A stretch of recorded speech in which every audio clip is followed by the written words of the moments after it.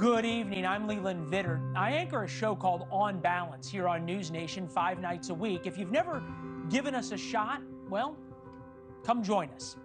But tonight, I want to share the part of my life that's happened off camera. The story of the peculiar path that led me here could fill a book. I can say that with confidence because I just wrote that book. It's called Born Lucky.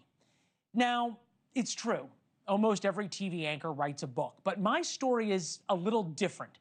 So we're going to tell it differently too. I've asked my friend, mentor, and frequent antagonist, Bill O'Reilly, to lend his voice and interviewing style to this project. How did that little experiment turn out? Well, as always, you should be the judge. I read your book. Thank you. I'm very busy. I'm writing my own books, but I like the book. And I'll tell you the one thing that struck me, gives people hope. So let's begin with Lucky. That was your nickname. My nickname until I was 18 years old. I would introduce myself to people as, "Hi, I'm Lucky Vittert." And that's because I shouldn't be alive. I should have been born dead.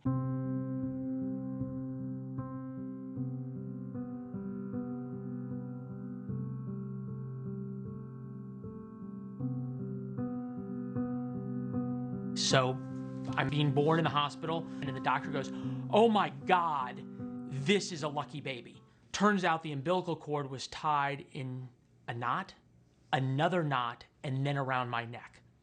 So a day later, hospital room upstairs, and the doctor who delivered me came by with a Sharpie and crossed out Leland and said, "Call him Lucky." Amazing story. So I'm Lucky Vittert. You go home, and then you're raised like any other American middle-class child. Right. Father's job, your mom is tending to you. But then problems start to arise.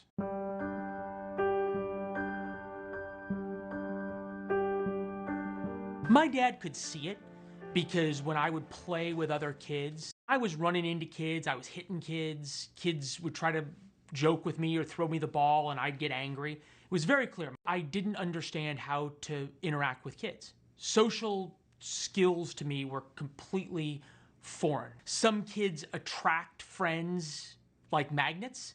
I repelled them like magnets. You didn't have play dates or anything like that? No kid wanted to be around me, ever. Because you just gave off an aura that you were different. I was very different. And look, we have in the book the report cards that came home, and every one of them in social skills needs improvement, needs improvement, needs improvement, needs improvement, needs improvement. Okay, my report card said, get him out of here, get him out of here, get him out of here, because that's not unusual for boys. Well, see, that's why you and I get along, Bill. Probably. Did you know you were in trouble? I knew that I had no friends, and I saw everybody else had friends. Were you lonely? Terribly lonely. Look, Bill, I got bullied so bad in 5th grade, my dad came over, went up to the PE area where there's all the fields, and my dad goes, "Hey, how's Lucky doing?" And the PE coach goes, "I had to put him with the girls. I needed to protect him." Why was it too hard for you to play with the boys? Because I couldn't interact with them. I was like target number one, right? So they would throw balls at me. They were mocking you? They were mocking me. They were pushing me around. I didn't know what to say. I didn't know how to have a conversation. I didn't know how to play or laugh. Were you confused about this? Terribly confused and hurt, but I didn't know how to fix it. The problems got to the point where you had to be assessed. Right, so the words no parent wants to hear, your kid needs to be assessed. They take me to the little psychology building, medical building. I go in and do all the tests, and on an IQ test, genius is above 150, mentally retarded is below 80. There's two halves to the IQ test. Learning disability, some kind of issue, is a spread between the two halves of 20 points. My spread was 70 points. So I was mentally retarded in some areas, ingenious in others.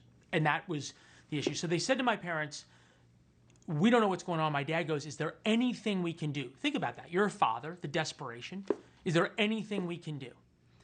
And the woman goes, "Generally not." How did your folks react? My dad said, "We'll see about that." Thank you for watching. Subscribe below and download our NewsNation app right now on your phone, and you will get fact-based, unbiased news for all Americans.